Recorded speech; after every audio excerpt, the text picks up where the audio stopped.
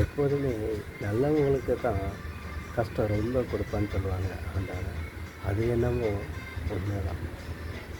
உழைக்கிறவங்களுக்கும் பொய் சொல்லாமல் நேர்மையாக வாழ்கிறவங்களுக்கும் இறைவன் கண்டிப்பாக சோதனைகளை கொடுத்து பிறகு நன்றாக தூங்க வைப்பார்.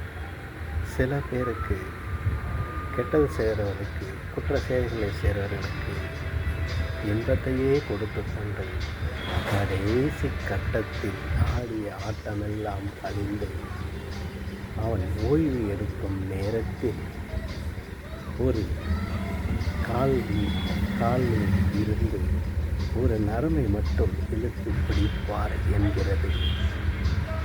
அப்போது பிடிக்கும் அவருடைய ஆட்டம் ஆரம்பமாகும். இதுதான் நல்லவர் கெட்டவர்கள் என்ற வித்தியாச பாகுபாடு. இதுதான்